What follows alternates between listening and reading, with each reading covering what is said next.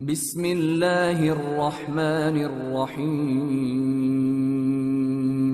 شروع اللہ کا نام لے کر جو بڑا مہربان نہایت رحم والا ہے۔ ستارے کی قسم جب غائب ہونے لگے کہ تمہارے رفیق یعنی ہمارے نبی نہ رستہ بھولے ہیں نہ بھٹکے ہیں اور نہ یہ خواہش نفس سے کچھ بولتے ہیں۔ یہ قرآن تو ایک وحی ہے جو ان کی طرف بھیجی جاتی ہے۔ ان کو نہایت قوت والے نے سکھایا یعنی جبرائیل نے جو طاقتور ہیں۔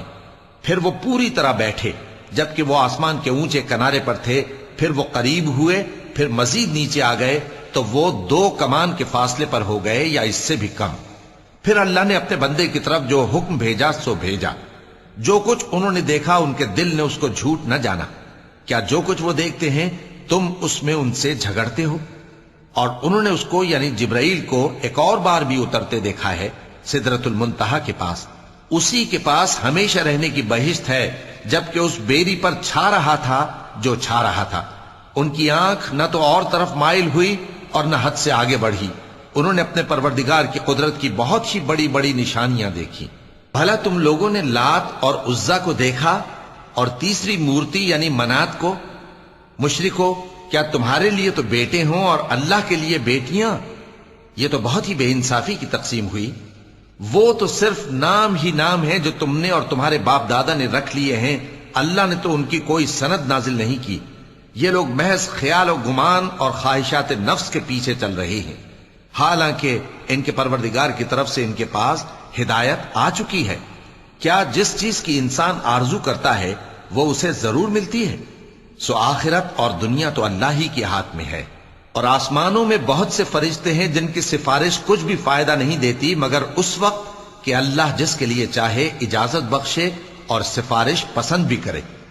جو لوگ آخرت پر ایمان نہیں لاتے وہ فرشتوں کو لڑکیوں کے نام سے موسوم کرتے ہیں، حالانکہ ان کو اس کی کچھ خبر نہیں۔ وہ صرف خیال و گمان پر چلتے ہیں، جبکہ خیال و گمان حق کے مقابلے میں کچھ کام نہیں آتا۔ تو جو ہماری یاد سے روگردانی کرے اور صرف دنیا ہی کی زندگی کا خواہاں ہو اس سے تم بھی منہ پھیر لو۔ ان کے علم کی یہی انتہا ہے۔ تمہارا پروردگار اس کو بھی خوب جانتا ہے جو اس کے رستے سے بھٹک گیا، اور اس سے بھی خوب واقف ہے جو رستے پر چلا۔ اور جو کچھ آسمانوں میں ہے اور جو کچھ زمین میں ہے سب اللہ ہی کا ہے، اور اس نے خلقت کو اس لیے پیدا کیا ہے کہ جن لوگوں نے برے کام کیے ان کو ان کے اعمال کا بدلہ دے، اور جنہوں نے نیکیاں کی ان کو نیک بدلہ دے۔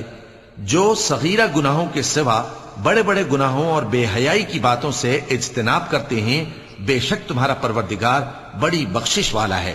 وہ تم کو خوب جانتا ہے۔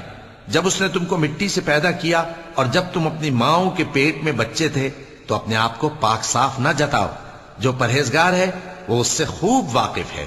بھلا تم نے اس شخص کو دیکھا جس نے منہ پھیر لیا اور تھوڑا سا دیا پھر ہاتھ روک لیا؟ کیا اس کے پاس غیب کا علم ہے کہ وہ اسے دیکھ رہا ہے؟ کیا جو باتیں موسیٰ کے صحیفوں میں ہیں ان کی اس کو خبر نہیں پہنچی؟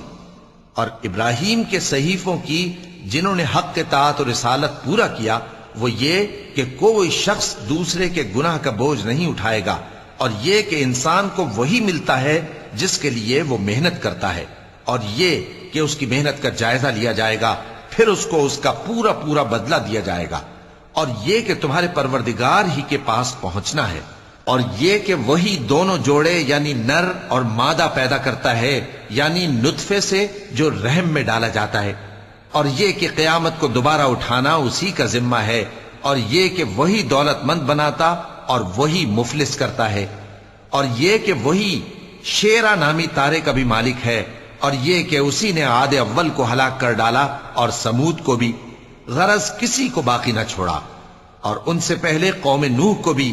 کچھ شک نہیں کہ وہ لوگ بڑے ہی ظالم اور بڑے ہی سرکش تھے، اور اسی نے الٹی ہوئی بستیوں کو دے پٹکا، پھر ان پر جو چیز چھا گئی سو چھا گئی۔ تو اے انسان، تو اپنے پروردگار کی کون کون سی نعمت پر جھگڑے گا؟ یہ پیغمبر بھی پہلے کے خبردار کرنے والوں میں سے ایک خبردار کرنے والے ہیں۔ آنے والی یعنی قیامت قریب آ پہنچی، اس دن کی تکلیفوں کو اللہ کے سوا کوئی دور نہیں کر سکے گا۔